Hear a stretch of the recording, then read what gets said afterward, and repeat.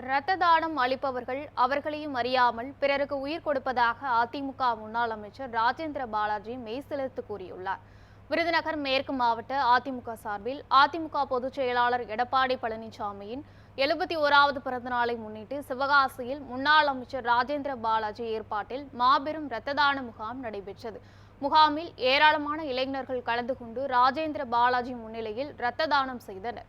அவர்களுக்கு ஊட்டச்சத்து பொருட்களுடன் சான்றிதழும் ஊக்கப்பரிசும் வழங்கி கௌரவப்படுத்தினார்.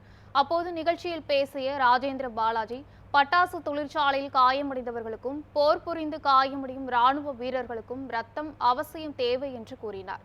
முன்னாள் முதலமைச்சர் எடப்பாடி பழனிசாமியின் பிறந்த தினத்தை முன்னிட்டு நடத்தப்பட்டு வரும் நலத்திட்டங்கள் அனைத்தும் அவருக்கு புகழ் சேர்க்கும் வகையில் முத்தாய்ப்பாக அமையும் என்றும் குறிப்பிட்டார். இன்றைக்கு தேவை அதிகமாக தேவைப்படுகின்ற காலம் இது. ஏனென்று சொன்னால் இது யுத்த காலமாக இருக்கிறது. பயங்கரவாதிகளை எதிர்த்து இந்திய அரசு போர் தொடுத்திருக்கிறது. போர் எல்லையிலே நமது ராணுவ வீரர்கள் போராடி கொண்டு இரவு பகலாக போராடி கொண்டு இருக்கிற காரணத்தால்தான் நாம் நாட்டில் நிம்மதியாக இருக்கிறோம். அவர்களுக்கு விபத்திலே காயங்கள் ஏற்பட்டால், சண்டையிலே காயங்கள் ஏற்பட்டால் ரத்தம் தான் முதலில் தேவை. இன்றைக்கு அந்த ரத்தத்தை குடிக்கின்ற பணியை தான் நம்முடைய எடப்பாடியுடைய பொதுச்செயலாளருடைய